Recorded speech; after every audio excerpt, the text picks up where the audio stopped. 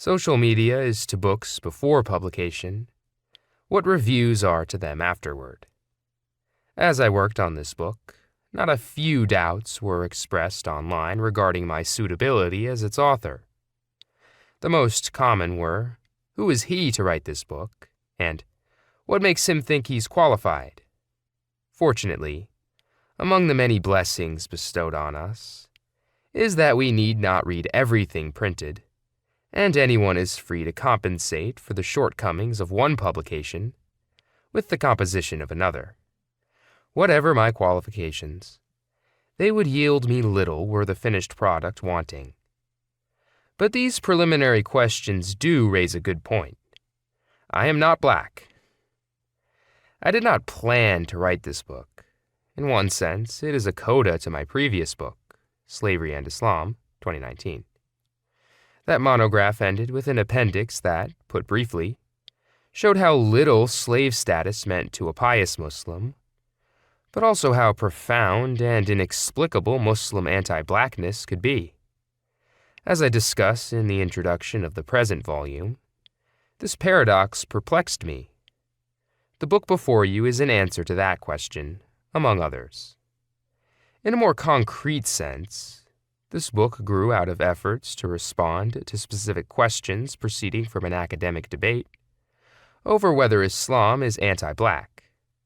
As a Muslim, I have interest, in accusations leveled at my faith.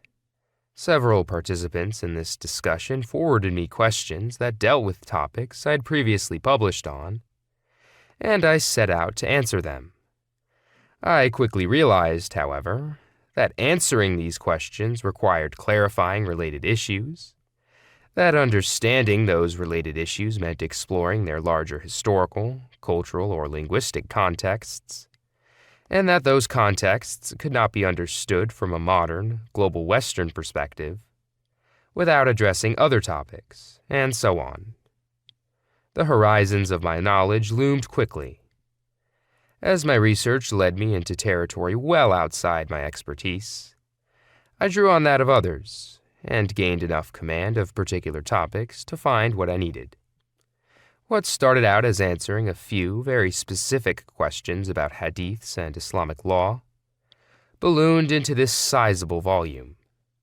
Of course, there have been a number of excellent books written on the problematic of Islam and Blackness, but they either did not deal with my questions with sufficient detail, or did not address what was entailed contextually and conceptually in enough depth. It is not that these books were lacking.